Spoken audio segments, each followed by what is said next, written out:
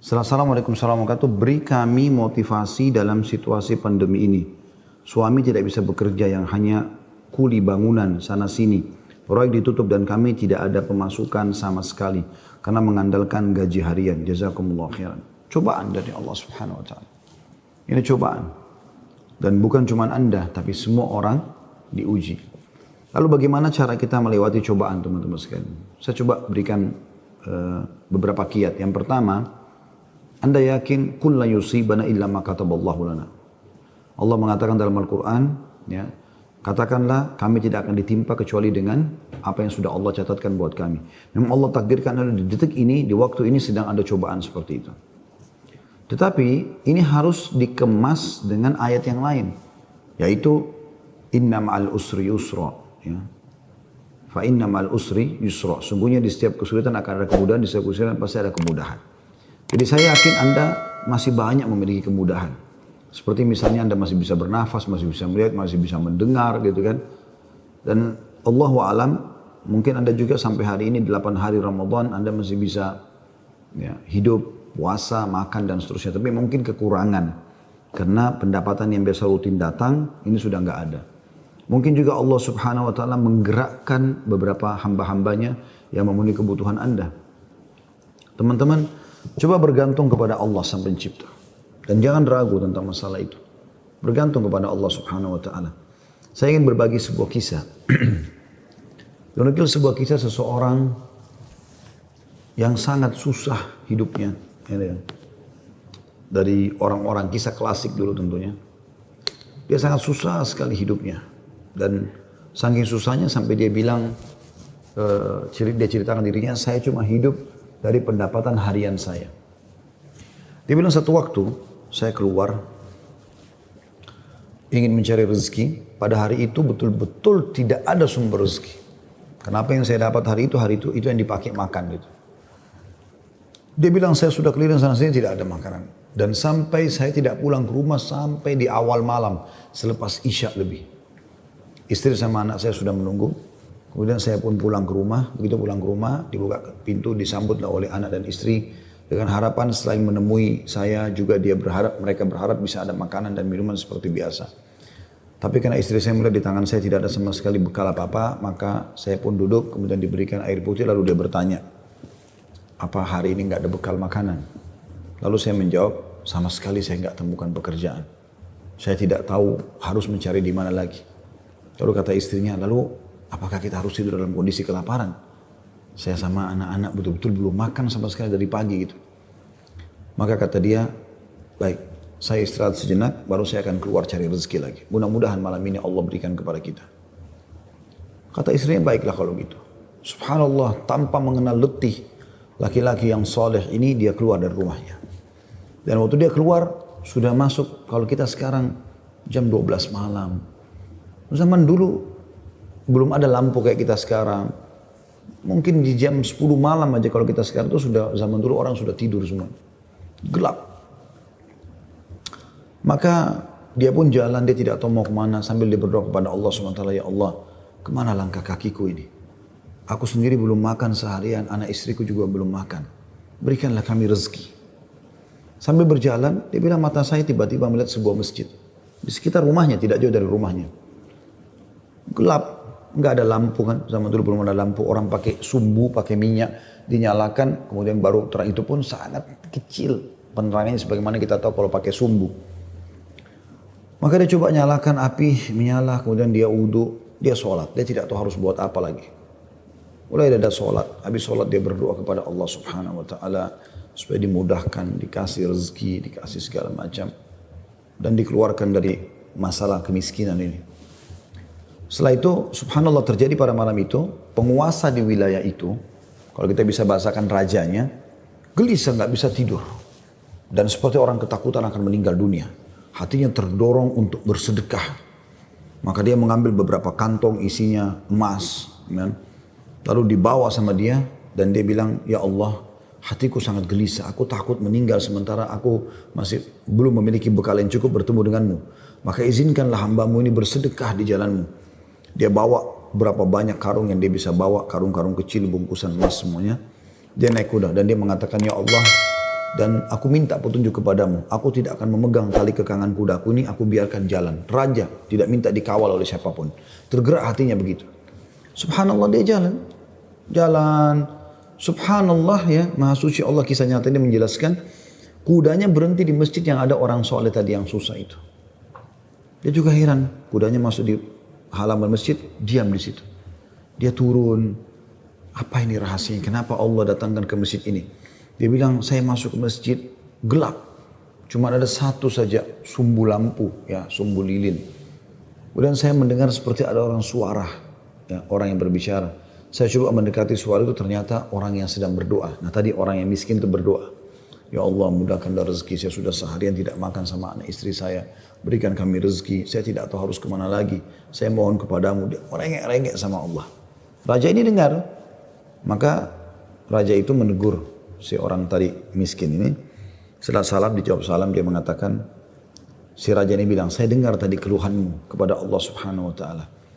Saya kebetulan bawa beberapa kantong uang emas. Saya akan berikan kepada kamu sebagai sedekah. Dan ketahuilah saya raja di wilayah ini. Saya tadi gelisah, ingin sekali keluar dan bersedekah, dan Allah tunjukkan saya ke masjid ini. Mungkin kaulah yang Allah maksudkan. Dia bilang, lalu saya akan berikan kepada kamu uang ini sebagai sedekah di jalan Allah Subhanahu wa ta'ala antara kita berdua, dan yang ketiganya Allah. Dan saya berharap apapun yang kau butuhkan, datanglah ke istanaku setiap saat. Saya yakin Allah yang menggerakkan saya bertemu dengan kamu. Subhanallah, orang miskin ini luar biasa kalau punya keimanan. Apa yang dia bilang? Wahai Tuhan, kalau seandainya saya pun masih punya kebutuhan selain apa yang Anda akan berikan kepada saya ini, maka saya tidak akan datang minta kepada Anda. Tapi saya akan minta kepada Allah yang telah mengirim Anda datang kepada saya. Closing kisah ini coba diambil pelajaran baik-baik. Ada kisah yang lain, ini dihadiri oleh Imam At-Tabari. Menukil kisah ini, pada saat itu Imam Tabari masih muda gitu. Ada seorang yang sangat tua di Mekah. Dia menaungi kurang lebih 8 orang wanita. Cuma dia sendiri laki-laki. Seingat saya dalam kisah itu disebut ada 4 anaknya perempuan. Ada istri dia bertelima. Ada mertua dia 6. Kemudian ada 2 saudari dia perempuan. 8. Ya. Sama dia 9 orang. Jadi 8 wanita. Semuanya miskin. Hidup hanya dari hasil orang ini. Dan orang ini sudah tua. Umurnya 60 tahun, hampir 70 tahun. Ringkas cerita teman-teman sekalian. At-Tabari menceritakan karena dia bilang, saya hadir dari awal kisah ini, maka saya coba ceritakan. Dia bilang ada seseorang yang tua, miskin. Saya melihat lalu lalang di sekitar Masjidil Haram di Mekah ya, di musim haji. Dia coba mencari sesuap nasi gitu kan. Kata Imam Tabari. Kemudian dia tidak temukan. Lalu dia pulang ke rumahnya. Imam Tabari tertarik untuk mengikuti orang ini sampai akhirnya tiba di rumahnya. Dan dia lihat keadaannya orang ini susah, miskin sekali gitu. Yang jelas dia ditanya oleh istrinya, mirip dengan kisah tadi, apakah ada makanan buat kita hari ini? Kebetulan waktu itu awal Ramadan di Mekah. Mereka tadi sahur, tidak ada makanan, sekarang mau buka puasa juga nggak ada makanan. Maka dia bilang, saya sudah coba tadi keliling mencari makanan buat kita buka puasa, tapi nggak ada. Kemudian dia bilang, coba saya keluar lagi. Keluarlah orang tua ini, jalan jauh dari rumahnya. Apa kira-kira yang harus dia lakukan? Dia harus kerja kemana? Sambil bermunajat kepada Allah, ya Allah berikanlah rezeki. Sampai karena dia capek, dia duduk di sebuah pohon, di bawah sebuah pohon. Kemudian dia sengaja tangannya dia menyentuh tanah yang ada di situ. Kemudian dia menyentuh seperti satu barang keras gitu. Waktu dia lihat ternyata ada kotak di sebelah dia. Dia tidak perhatikan waktu pas mau duduk. Dan kotak ini biasa dipakai untuk ngisi emas gitu.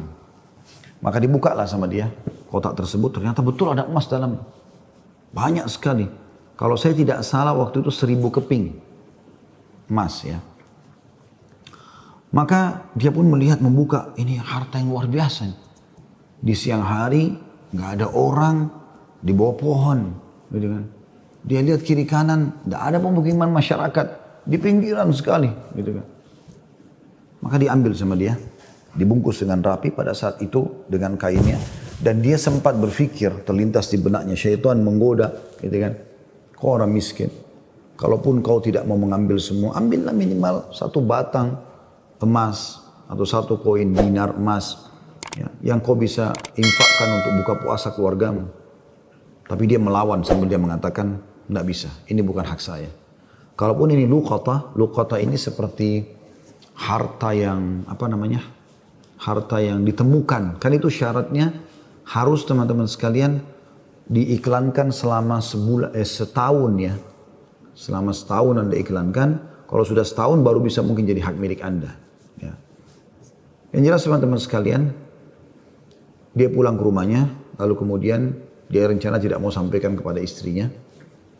Terus istrinya rupanya karena membuka pintu melihat ada di tangannya sesuatu, maka istrinya bilang, apa kau sudah bawa bekal buat kami? Kata dia, nggak ada. Lalu kemudian dia mengatakan, tapi apa itu? Di bawah bungkusan kainmu. Dia bilang, ini bukan urusan kamu. Dia bilang, saya minta atas nama Allah, jelaskan apa itu. Karena istrinya membawa nama Allah, maka dia mengatakan, ceritanya begini tadi. Istrinya, perempuan, miskin, dengar emas gitu kan. Perempuan kaya saja dengar emas mungkin tertarik, apalagi yang miskin, yang susah gitu. Maka dia mengatakan, kalau gitu kita bisa gunakan, karena kita orang miskin, dan itu harta yang kau temukan. Kata dia, tidak demi Allah. Kalaupun ini kita bisa gunakan setelah 1 tahun kita iklankan. Tidak boleh sembarangan. Maka istrinya bilang, kalau begitu, mirip dengan tadi godaan awal syaitan. Kalau begitu minimal ambil 1 koin dirhamnya, dinarnya. Kita pakai buka puasa. Halal buat kita sekarang, kita ini miskin sekali, nggak bisa apa-apa. 8 orang kau harus naungin sekarang. Dia bilang, tidak demi Allah. Kalau seandainya kau sentuh kotak ini ada yang kau ambil, demi Allah kau saya ceraikan. Istrinya kaget dengan kata-kata itu, akhirnya dia lihat keseriusan suaminya, tidak berani juga. Disimpanlah di rumahnya. Akhirnya tiba waktu buka puasa, mereka buka puasa apa adanya, air putih saja, roti-roti kering ada di rumah, itulah yang dimakan sudah. Besok pagi, selepas sholat subuh di Masjid Haram, orang tua ini pas keluar, ternyata ada 1 orang dari Khurasan. Khurasan ini dari wilayah Irak sama Iran sana ya. Datang, naik di atas sebuah batu dekat Masjid Haram, lalu teriak-teriak. Ya. Dia mengatakan, wahai muslimin, wahai orang-orang yang sedang haji, wahai hamba-hamba Allah, saya kehilangan sebuah kotak emas, kotak isinya 1000 dirham emas, 1000 dinar emas. Siapa yang menemukan, tolong kembalikan kepada saya dan semoga Allah balas kebaikannya dengan pahala dan pengampunan dosa, peninggian derajat dan seterusnya. Rupanya si orang tua ini dengar, kotak ini dia yang temukan kemarin, tapi dia juga butuh. Maka dia mengatakan, wahai Khurasani, Khurasani kayak orang dari Khurasan. Dia tahu ini dari Khurasan, mungkin dari face wajahnya gitu kan, mirip-mirip orang Khurasan. Wahai Khurasan, kalau ada orang yang temukan, berapa kau kasih dia? Kemudian kata orang tersebut gitu kan, Khurasan itu, berapa kira-kira dia minta? Kata orang tua ini, minimal aku kasih dia setengahnya. Kata orang Khurasan, tidak bisa.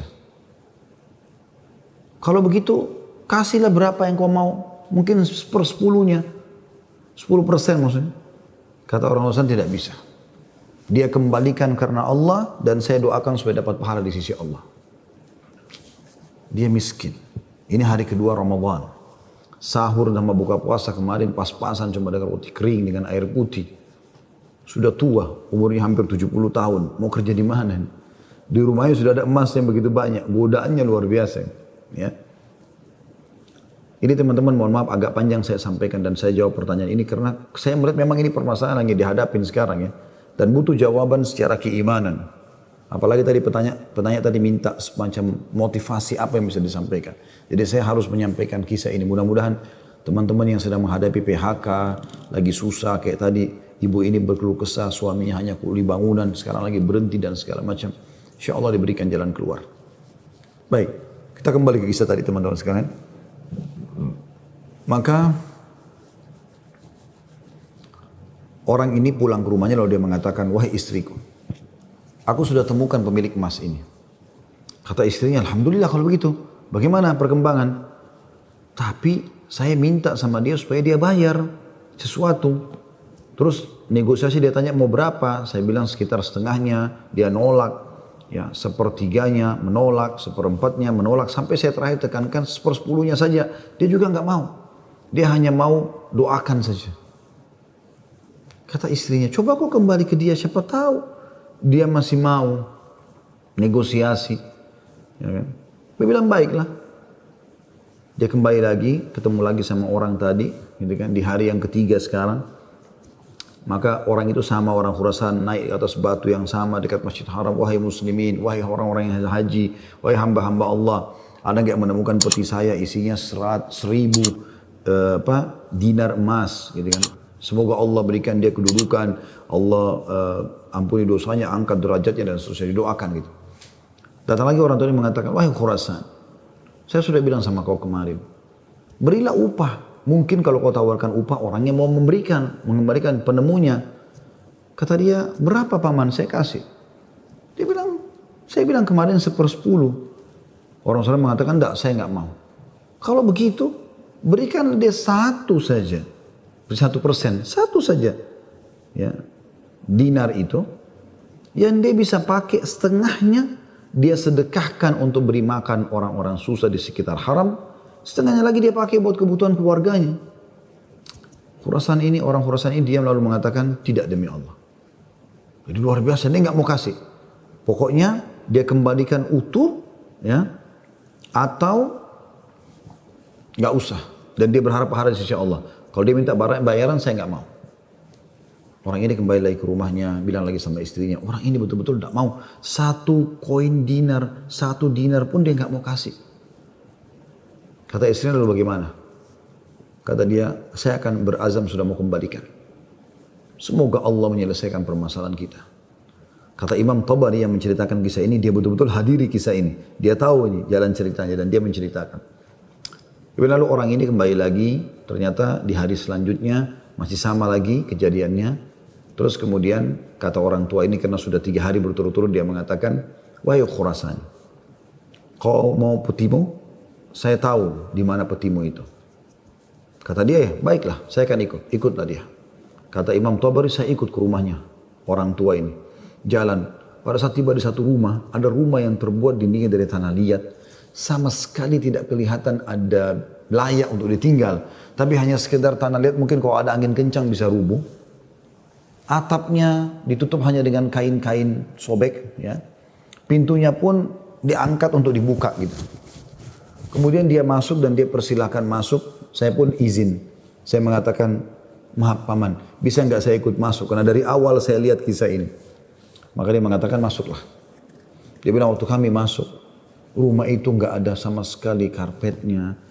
Nggak ada apa-apa, kosong lompong.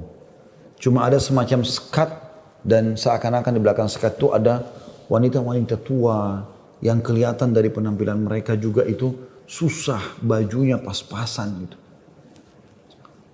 Lalu kemudian orang tua ini menuju ke satu arah di rumahnya, terus digalilah tanah, dikeluarkanlah kotak tersebut. Lalu kemudian dikatakan, sayalah penemunya hartamu itu, ini. Dan saya sempat minta sama kamu agar kau berikan sebagian. Sebagaimana kau lihat ini keluarga saya, susah begini. Saya sini 9 orang di rumah kecil ini.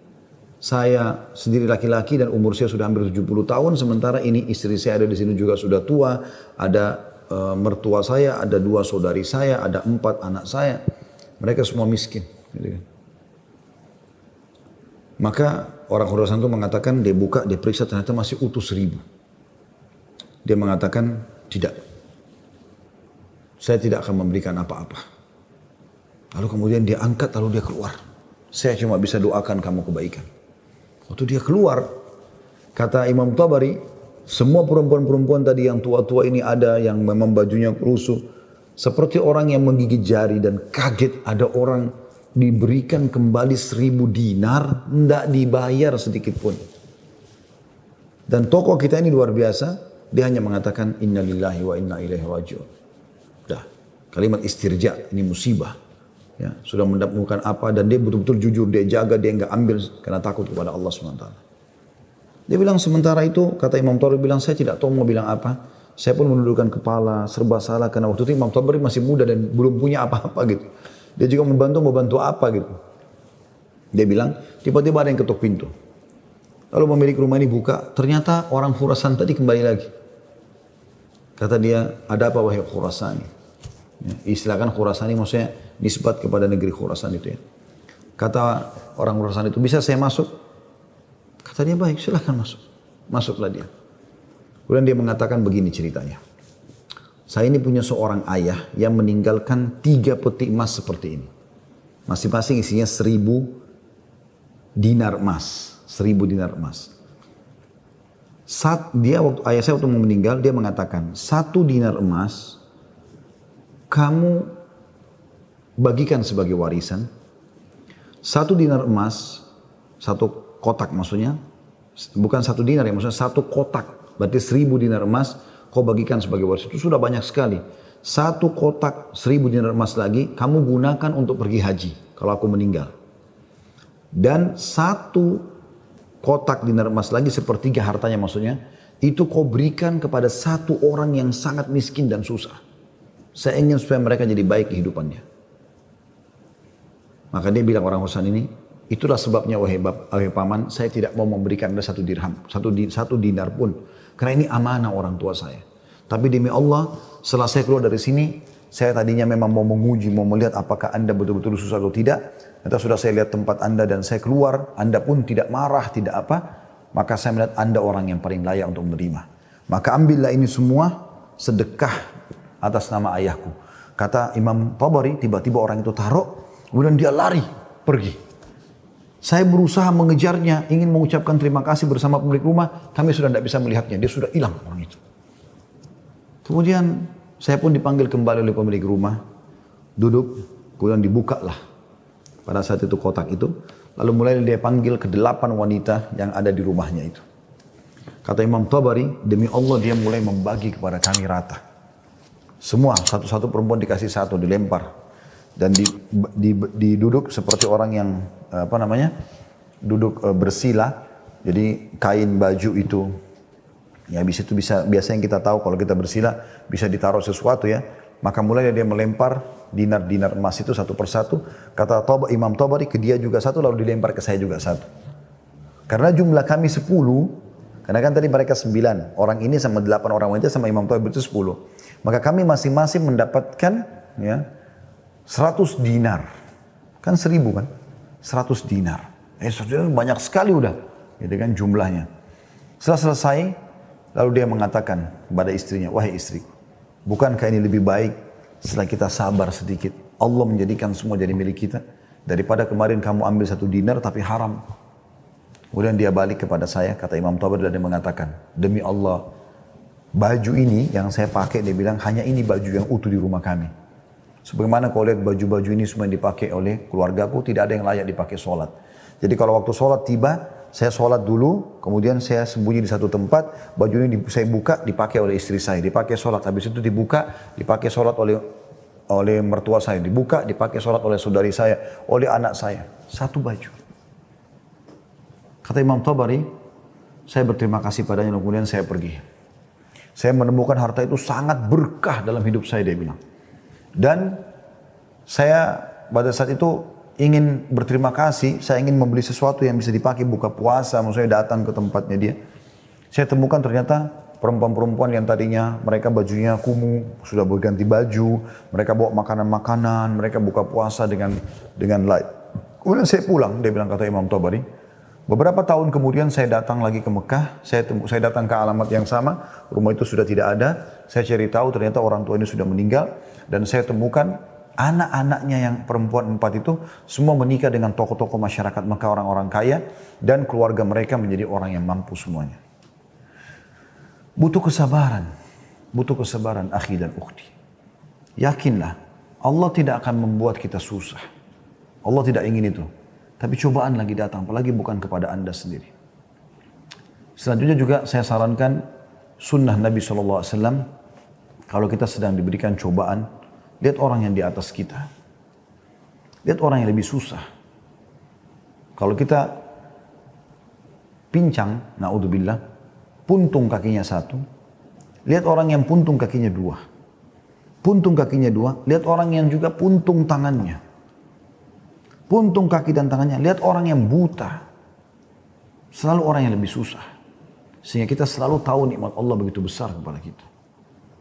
Kadang-kadang teman-teman saya lihat ada orang berkeluh kesahnya luar biasa, padahal sebenarnya masalahnya kecil dalam hidupnya.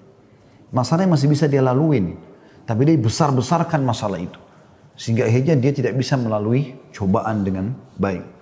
Apa kata Umar radhiyallahu anhu tentang masalah ini? Orang yang Allah berikan cobaan kepada dia dan pasti Allah akan uji hamba-hambanya.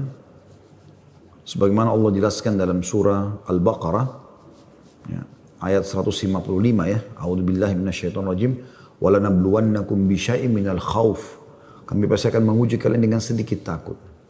Minal khaufi wal ju', rasa lapar. Wa naqsi minal amwali wal anfusi wath thamarat, dan kekurangan jiwa. Yang orang kita cintai meninggal, harta juga kurang, hasil panen juga kurang, pekerjaan tidak ada, di PHK, kayak sekarang masa pandemi. Wabashshirus sabirin, dan sampaikan berita kepada orang-orang yang sabar. Siapa mereka ya Allah? 156-nya. Alladzina idza asabathum musibatun qalu inna lillahi wa inna ilaihi raji'un. Mereka yang kalau ditimpa musibah mereka mengatakan kami milik Allah, kami akan kembali kepada Allah.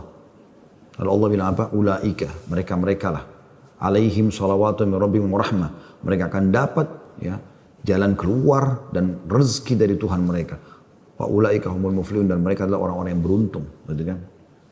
Dari sini teman-teman sekalian, Anda sabar dalam melaluinya dan lihat orang yang lebih berat. Insya Allah akan ada jalan keluar, tidak mungkin tidak. Yang penting teman-teman, di saat kita lagi genting, terus bergerak, terus berusaha, terus ikhtiar. Terus berdoa kepada Allah SWT. Saling dukung-menukung, jangan saling menyalahkan. Jangan Anda menyalahkan suami yang mungkin lagi stres juga pengen cari kerjaan. Jangan juga suami berhenti total dari usaha. Apa saja. Mungkin rezeki Anda ada pada tetangga Anda, mungkin ada rumah yang mewah, yang bagus di dekat rumah, tawarkan diri. Betul-betul masa pandemi ini saya kuli bangunan, saya nggak bisa kerja apa-apa, rumah saya di sebelah sini. Ada yang bisa saya kerjakan, bersihin kebun kah, ke taman kah, di sini. Apalah ya, cuci mobil, kan bisa apa saja. Coba mungkin rezeki di situ. Siapa tahu Allah SWT gerakkan mereka orang-orang kaya tetangga Anda itu, justru mereka bisa menyiapkan buka puasa, sahur. Alhamdulillah, kehidupan bisa berjalan, gitu kan? Maka Allahu a'lam itu yang saya bisa kasih jawaban, karena saya juga merasa prihatin dengan keadaan ibu dan suami dan semua muslim yang sedang tertimpa seperti ini. Semoga Allah SWT memberikan kita semua jalan keluar yang terbaik. Ya.